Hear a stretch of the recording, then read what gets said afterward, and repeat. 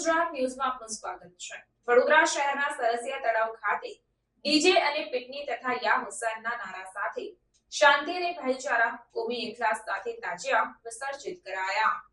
વડોદરા શહેરમાં મોડી રાતે તાજિયા ઠંડા કરવા એટલે કે વિસર્જન કરવા માટે જુલુસ નીકળ્યા હતા। ઇમામ હુસૈનની યાદમાં 5 દિવસ તાજિયા બેસાડી ઇમામ હુસૈનની યાદમાં નિયાઝનું આયોજન કરવામાં આવે છે। સાથે જ કુરાન શરીફનું પઠન પણ કરવામાં આવતું હોય છે, જે બાદ 10મા ચાંદ નિમિત્તે તાજિયા ઠંડા કરવા જાય છે। ત્યારે ગત રાત્રિ સમયે ડીજે અને પિટની સાથે યા હુસૈનના નારા સાથે શાંતિ, ભાઈચારા અને કોમી એકલાસ સાથે સરસિયા તળાવ ખાતે તાજિયા વિસર્જન કરવામાં આવ્યા હતા। નાગરવાડા ખાતેથી શહેરના મોટા ભાગના તાજિયાના જુલુસ નીકળે છે, ત્યારે વિસ્તારમાં સ્થાનિક યુવાઓ દ્વારા પાણી શરબત પીવડાવવા પુણ્યનું કામ કરવામાં આવે છે અને મોટી સંખ્યામાં મુસ્લિમ સમાજના લોકો આ જુલુસમાં જોડાય છે।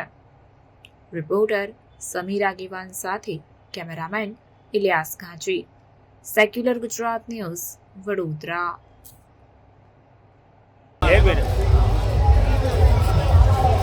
નાગરવાડામાં અમે પહેલા થયા ત્યારથી આ તહેવાર ઉજવાઈ રહ્યા છે અને એમાં હિન્દુ મુસ્લિમ બધા ભેગા જ બહુ ભાઈચારાથી આ તહેવાર ઉજવે છે અને ઘણી સરસ રીતે ઉજવે છે અને બધી વ્યવસ્થા બી પોલીસને બી અમે સારો સહકાર આપીએ છીએ, પબ્લિક પણ સારો સહકાર આપે છે।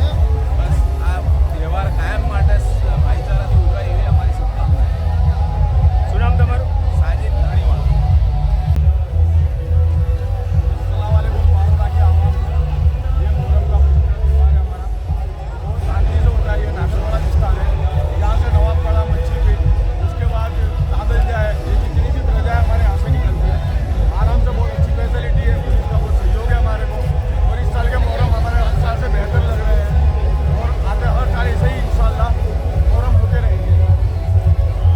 વર્ષોથી આ તાજિયા નીકળે છે? हमारा तो वर्षों थी, हमारा नानपण जरूर रही हुई है।